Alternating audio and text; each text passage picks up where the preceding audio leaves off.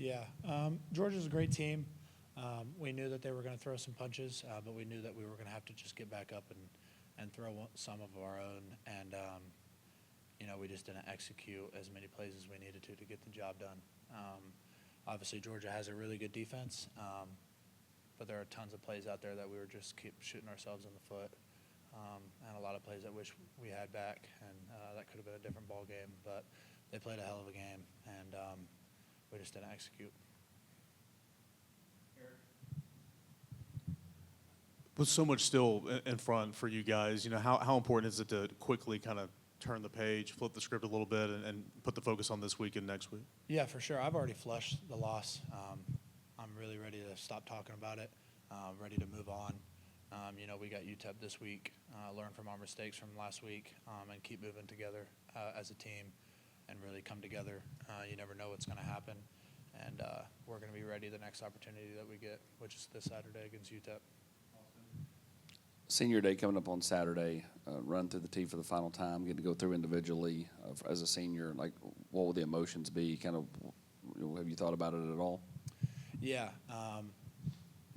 Everyone keeps asking me if I'm excited or ready for it, and I don't really know how to feel about it. I'm definitely sad. I don't think the emotions have quite hit me yet. I wish I had a lot more time here in Knoxville. It's a great place. I've enjoyed my time here a lot. But yeah, I'm just really excited to go out there and play in Neyland. Hopefully not for the last time, but I'm just really excited.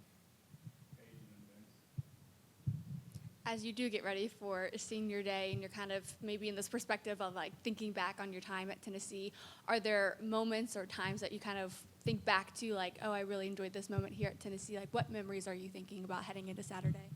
Yeah, definitely locker room time with the boys. Film room time with the boys. Those are always the best times. But man, just being out there Saturday night with the Neyland crowd, out there with my brothers, and man, those are some Saturday nights that I'll never forget. But the time that you really never forget is the locker room time with the boys, and just film study sessions with Coach Abe's and the Tights. I've had a great time here, and those are relationships that'll last me a lifetime. I know you flushed last game, but you had a rushing touchdown. Take us through that play in that jumbo set and how you felt about it. Yeah, I mean, we've had that playing all year. Watching film on Georgia's defense versus jumbo package, thought that the belly play was going to be there. And they came out in a different defense that we weren't expecting, but we kept the play on anyway. And the O-line did a great job of surging and keeping those guys low, and Jackson Moy feeding up in there. And, it was great executed by everybody up front. Was the lead spontaneous or planned? Not planned. Like I said, that play is not designed for gaps defense, which is what we got. But we ran it anyway, and so versus gaps, there's really nothing else you can do than go over the top. So. Miles, kind of building off that, when was the last time you got a handoff or played running back? Was it any time in your football career? Did you play running back? Yeah, I can pull up my third grade Pee Wee football. I rushed for like 22 touchdowns. That was pretty crazy. But no, the last time I scored a rushing touchdown was high school Wildcat, probably. So how long were you waiting for? You said that play has been in for a while. How long were you waiting to finally get the call? I know you guys have used that package quite a bit, but it's always kind of been a run over the left side, and you've been blocking. So how long have you been waiting for them to call your number there? Yeah, third grade me has been itching for it for sure, and I'm glad that the opportunity finally came up. It was awesome.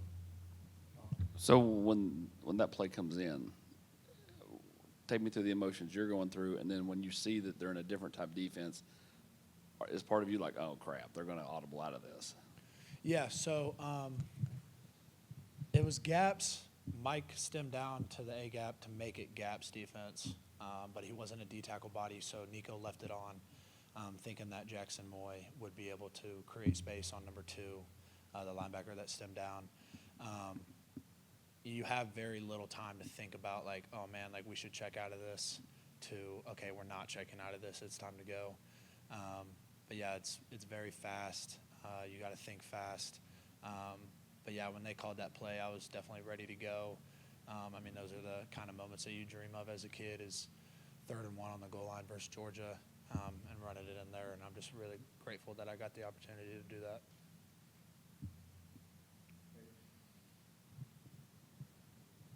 You mentioned maybe not being able to execute the way the offense has wanted to a couple of times this season. What do you think is the thing that's preventing you all to execute on the things that you've mentioned? Yeah, just diving into the little details. You know, when you win a game, it's very easy to skip over some of those little tiny details and just think, well, we got away with it, we'll be fine. And that's the thing about this league is everybody that you play is really good, and you have to be honed in on all those little tiny details. And, you know, myself included, you know, just skipping over those little details, especially as we've been on a little win streak here. You know, I didn't do a good enough job of holding myself and holding my teammates accountable to those little details that caught up with us on Saturday.